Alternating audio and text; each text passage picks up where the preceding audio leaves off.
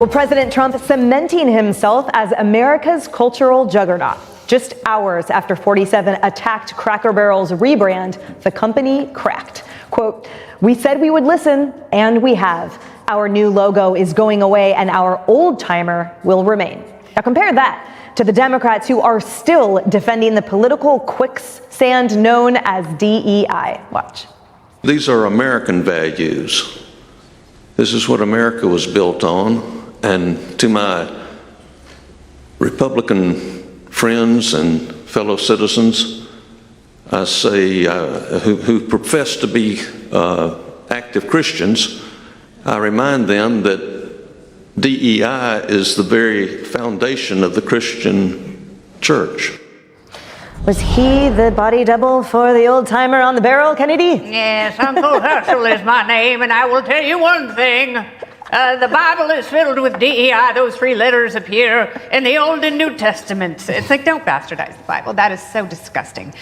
Please just keep your George Soros money away from the rest of rational Americans who are absolutely sick of this stuff. But about Cracker Barrel, the CEO is not going to survive this.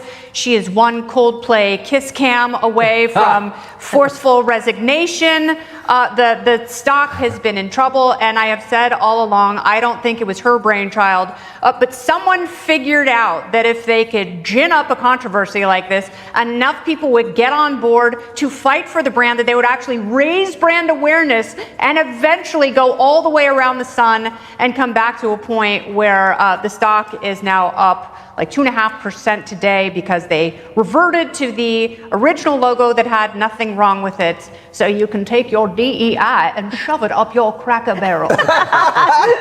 Harold, that's exactly what happened in Disney when they dismantled their 2 DEI programs. Weird how their stock immediately rose. Will we see this being the end, like the dismantling of what has been the DEI industrial complex? Well, and just one correction, in the Bible, Jesus ate with the sinners. He ate and dined with prostitutes. He ate and dined with the tax collectors who were the worst in the bottom of society. So I think I understand what the gentleman was saying.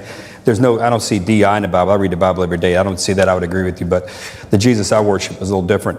I've said on this show all week, I don't understand what we're doing at this set of meetings here. You never bet against the future, but if you're clinging to the past, you're going to lose in the future. We've got to think about what it is that voters, how we didn't connect with voters this last go around, and what is it that is at our core that will allow us to do it again. I'm a Democrat because I believe firmly that Democrats on their very best days want everybody's kid to have an opportunity. That doesn't mean Republicans don't, but that's why I'm a Democrat. We are veering away from that. Now, I'll give President Trump a lot of credit. He told those people at Cracker Barrel what to do, and they did it.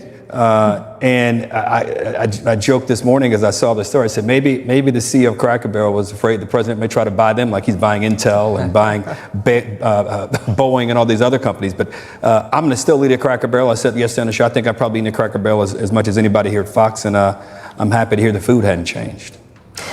That's the thing. So they listened to the president, let's say, but why weren't they listening to their demographic, to the people that go there every day? Like, at what point let's transfer this to the Dems, at what point will they listen to all of the voters in America saying, just leave it alone, or just hear what I want, my values, and have that be reflected? If we had just put our foot down years ago, think about what we could have saved. Aunt Jemima, the Indian lady in the Land O'Lakes butter, the Redskins, the Cleveland Indians. I could go on for days.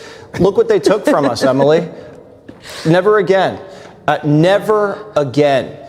And I'm trying to think about all the things that we should have done like this years ago. If we had put our foot down in the 80s, we'd still be smoking on planes.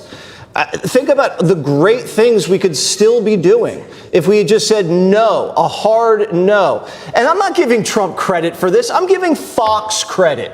We covered this story for a week, and he watched it for a week.